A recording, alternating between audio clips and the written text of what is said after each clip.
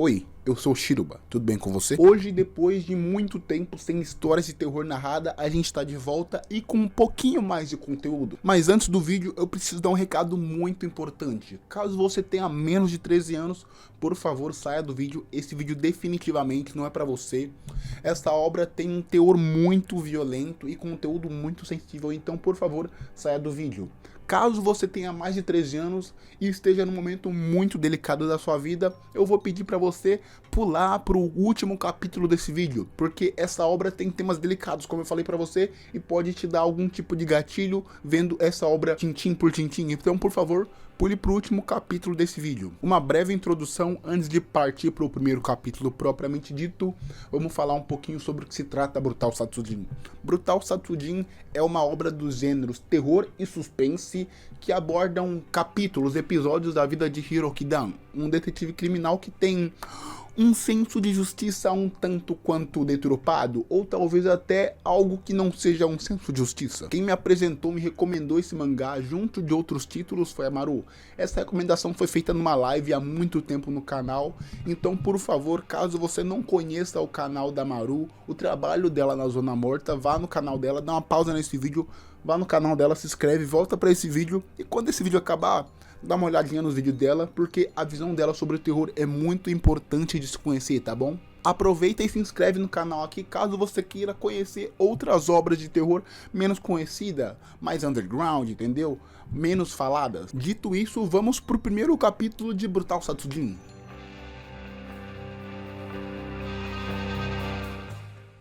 Sons de luta, mais especificamente sons de um jogo de luta, socos, chutes, um pote de algo, talvez um molho. Esse pote é balançado repetidamente de forma despreocupada sobre algum tipo de alimento. Uma mão, que não se sabe de quem é, segue em direção a esse alimento que agora está coberto pelo molho. Pegando então esse alimento, a pessoa o pega e leva em direção à boca, o comendo de forma despreocupada. Por conta da forma que essa pessoa está comendo o alimento, ela deixa escorrer um molho por entre seus dedos. Notando então o escorrer do molho por entre seus dedos, a pessoa lambe o molho e limpa sua mão sobre sua camiseta de forma porca, e limpa seus lábios com sua língua.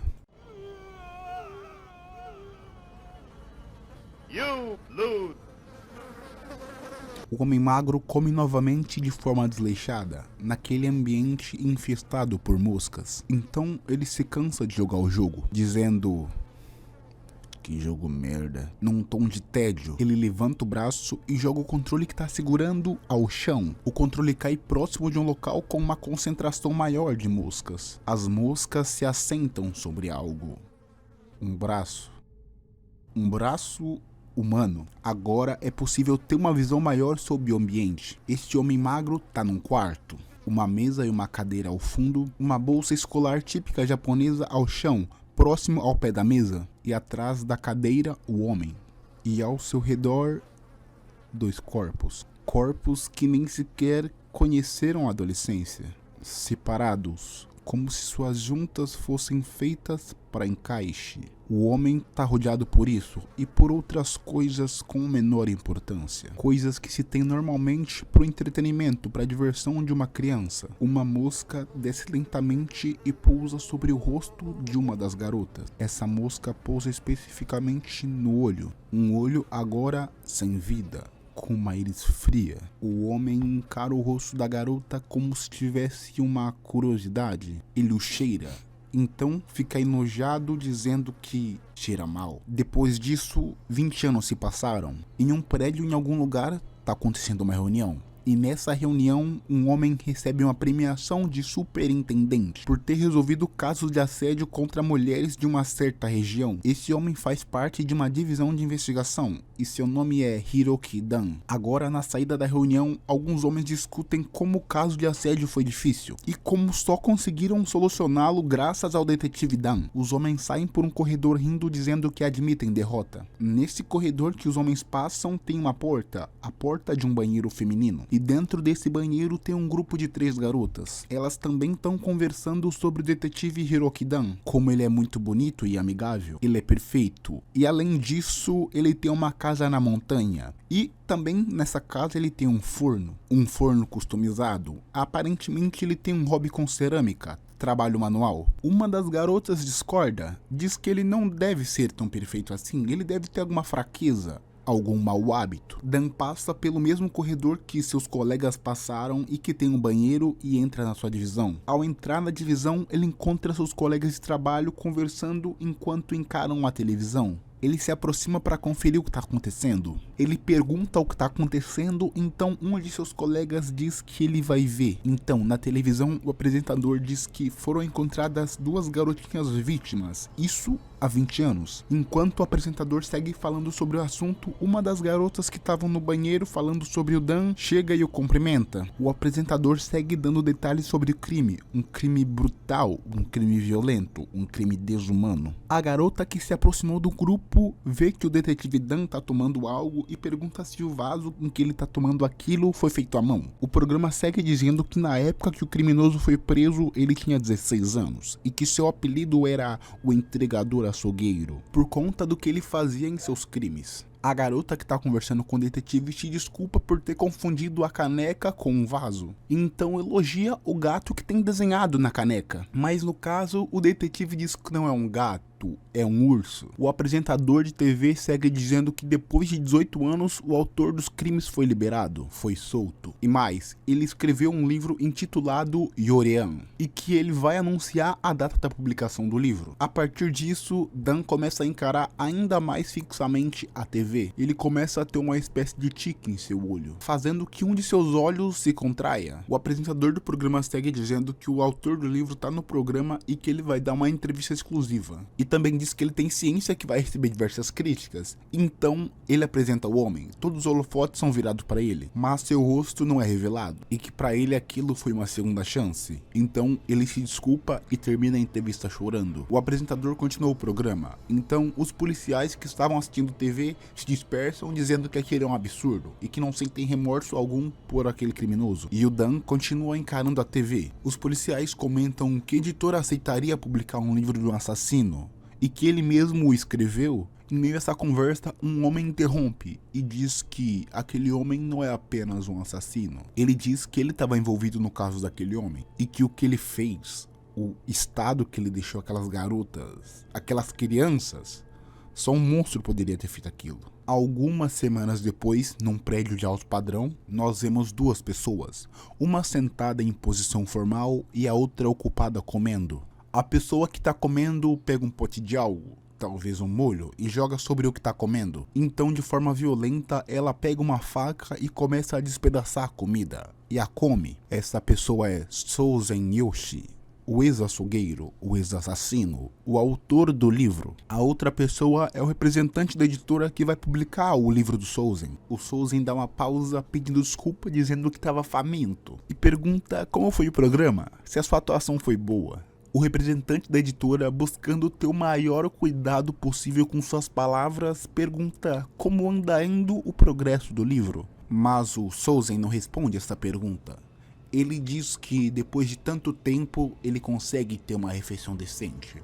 O ex-açougueiro pergunta para o representante se ele quer saber como ele os corta. Então ele explica o processo de corte e diz que faz tanto tempo que ele vai ter que se reacostumar. Ele ainda diz que depois de tanto tempo eles ainda fediam. Ele diz isso rindo, gargalhando com uma felicidade que o representante da editora não acredita. E o Souzen continua falando. Ele diz que por conta disso ele teve uma boa ideia. Ele embalou as vítimas e as enviou a seus parentes. O homem, o representante ao lado, permanece calado com um olhar de desprezo, de desacreditamento e, acima de tudo, de medo. Então Souzen o chama e ele pergunta se ele consegue imaginar.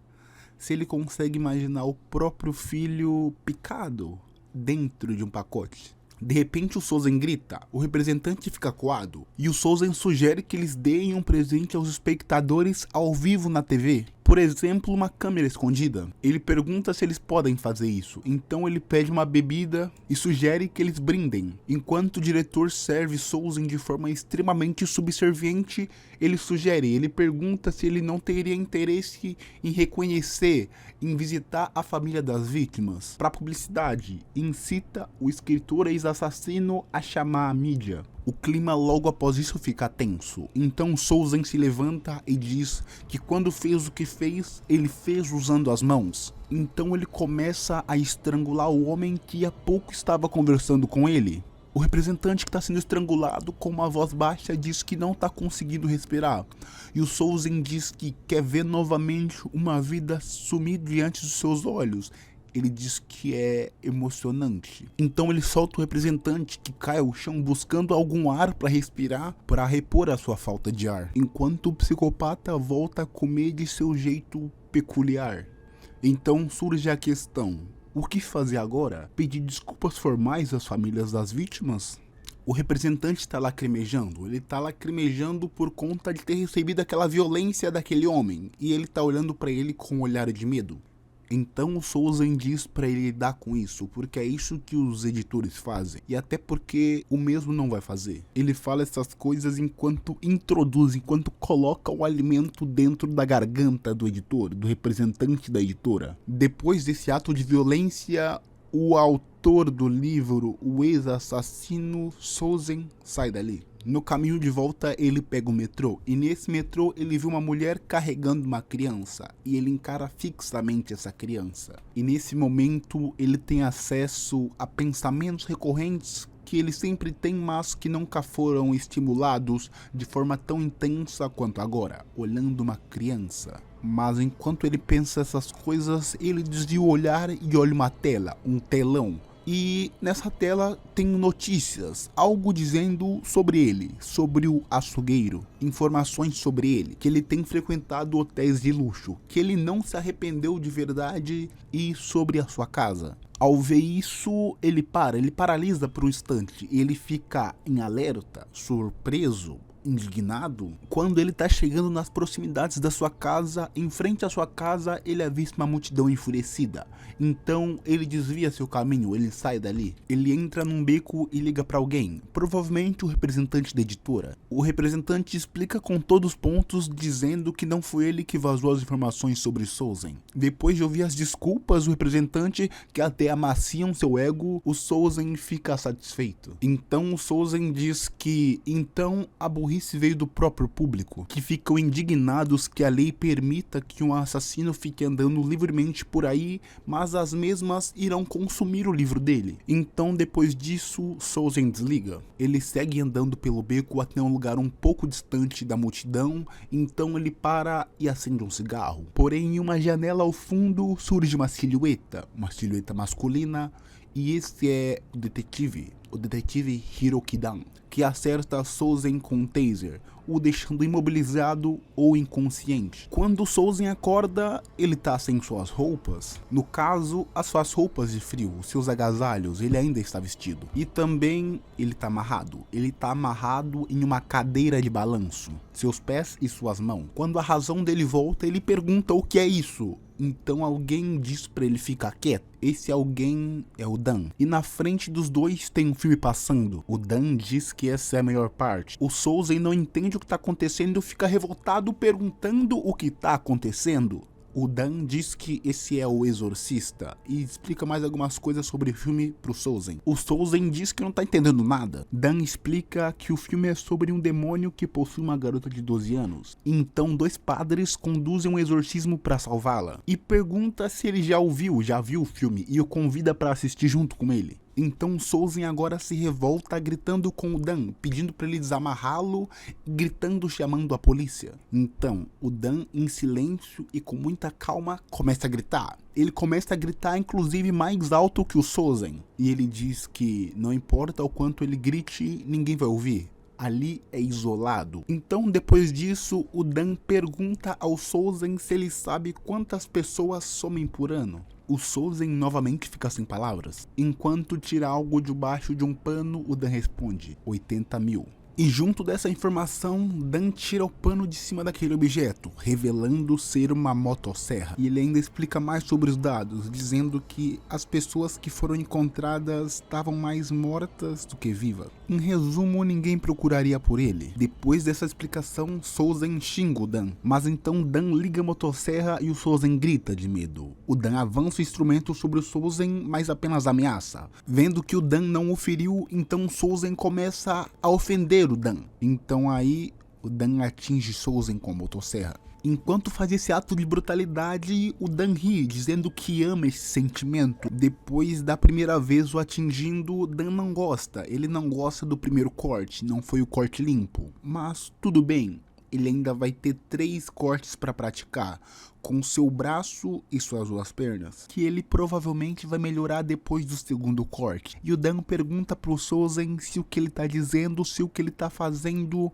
não soa familiar. Souzen vomita por conta da situação de seu corpo e Dan diz que ele pode vomitar o quanto quiser, que todo mundo vomita, que a ansiedade e a dor induzem a náusea. Souzen então começa a se desculpar, ele se desculpa mais de uma vez, e ele pergunta ao Dan se ele veio se vingar dele, e que ele daria tudo o que ele quisesse. Todo o dinheiro do livro ele daria pro Dan. Então Dan interrompe o Souzen, não por conta de suas desculpas, mas por conta do filme, por conta que tá passando a cena que ele mais gosta. Ele toma algo em uma caneca e simula a cena da Regan, da garota do filme descendo as escadas, e o que ele tomou ainda tá em sua boca, então ele abre a boca e solta aquele líquido, simulando o sangue, e diz que essa cena é uma obra-prima. Dan encara Souzen, que o vê com um olhar repleto de medo. Então Dan se pergunta qual é dessa reação e diz que eles vão pular pro clímax. Então Souzen perde a consciência. Depois de um tempo, Dan acorda o Souzen, dizendo para ele olhar algo que é magnífico, que é divino, que é lindo. Então Souzen olha para frente e se vê no reflexo. O reflexo que ele vê é dele mesmo sem os membros. Ele não entende onde estão seus membros. Ele não entende onde estão seus braços, onde estão suas pernas. Por que não estão ali? Então Dan aponta em uma direção e diz que em breve será Natal. Então ele teve que improvisar. Com os membros do Souzen, Dan fez uma escultura, uma espécie de árvore de Natal. Então o detetive Dan pega uma câmera e tira uma foto do Souzen. E ele diz que por dinheiro ou por vingança, ele não está interessado em nada disso. Ele diz que ele só quer ver esse tipo de expressão, esse rosto de medo, sem esperança, de desespero. Então Souzen quebra. Ele começa a pedir o próprio fim. Dan diz que ele tinha dito que ia se desculpar com a família das vítimas, e que então tudo que ele disse era mentira. Saindo daquele ambiente, mas na mesma casa, agora o detetive está em frente a uma lareira, vendo um livro com diversas fotos de pessoas nos últimos momentos, e o Souzen é o 22º. Fora de casa, em uma fornalha, o corpo do Souzen junto de suas roupas, ambos sendo queimados. E Dan continua tomando a sua bebida. Numa igreja agora longe dali, ele tá se confessando. Uma das coisas que ele diz é: eu cortei os pedaços do mal, sem deixar rastros. O padre diz que ele fez uma boa ação, e o Dan diz que ele tinha um amigo e que ele quer revê-lo. Por isso, ele deve fazer muitas boas ações. O detetive sai dali dizendo que ele precisa de mais boas ações. Agora, tendo conhecido esse quadrinho, tendo lido todos os capítulos, pelo menos 19 que foram traduzidos para português, o que eu posso falar dele? Eu acho que a importância dele para mim foi além de puramente conhecer uma nova obra. O meu olhar para esse tipo de obra. Obras que, independentemente da atitude dos protagonistas, o tratam como dono da razão, o senhor da verdade. A minha visão sobre esse tipo de obra mudou muito. Ficou bem mais crítica, eu diria. Eu comecei a ter um pé atrás, uma pulga atrás da orelha para esse tipo de narrativa. Já que em diversas obras, como as que eu lhes apresentei hoje, essas obras fazem uma distorção muito grande da realidade. O que eu tô dizendo agora não é o caso dos isekais da vida. nos isekais da vida também tem um problema muito grande com a banalização de certos temas, entendeu? Temas que não são tão fortes na Ásia, mas isso aí é assunto para outro vídeo. Esse tipo de obra que eu citei, que faz uma distorção da realidade, faz essa distorção da realidade por quê? Porque o protagonista tem uma índole duvidosa, tem um caráter duvidoso. Então a gente vê o mundo inteiro a partir dessa visão deturpada dele. Atos que são inimagináveis de se fazer a um ser humano ou a qualquer coisa, a qualquer pessoa, a qualquer animal, se tornam justificáveis. Muitas vezes endossadas, justificadas pelo, como eu disse, pelo ponto de vista, pelos valores do protagonista que são distorcidos, como eu disse pra você, que não leva em conta o mundo real, que não leva em conta as coisas em volta dele. Mundo real, eu digo o mundo do protagonista. E também a história, que muitas vezes serve como muleta para justificar os atos do protagonista. Em Brutal Satsujin é um caso ainda mais à parte, porque o protagonista, ele é claramente duvidoso, a moral dele é duvidosa, a índole dele é duvidosa, e só tem um lado pra isso. Não tem como ele ser um herói, não tem como ele ser alguém correto, mas por ele ser o protagonista, por ele ser um galã, por ele ser bonito, por ele ser policial, ser uma figura de autoridade, muitas vezes pessoas que leem esse tipo de obra se identificam com ele e levam ele como a pessoa que tem a razão. E mais ainda, como no caso do Dan, do Hiroki Dan, esses protagonistas levam uma vibe, uma energia, atos de justiceiro, entendeu? Justiça com as próprias mãos, sendo que o próprio Dan, no exemplo desse quadrinho, não é nada diferente dos criminosos que ele está executando. A única diferença dele e dos criminosos que ele executa por bel prazer é que ele está numa figura de autoridade, ele é um policial, ele tem um quê? Ele sabe como ocultar os seus crimes. Então essa é a minha opinião sobre Brutal Satsujin. Eu não recomendo pra você ler como um lazer, assim, eu tô sem fazer nada, eu vou ler Brutal Satsujin pra me dar um lazer, um entretenimento aqui. Não, essa obra eu acho que não serve pra isso, por causa dessa distorção da realidade, naturaliza muitas coisas que são extremamente nojentas, entendeu? Então é isso, caso você vá ler Brutal Satsujin, não leia pelo entretenimento, leia pela visão analítica, para você conseguir identificar os pontos nesse tipo de obra.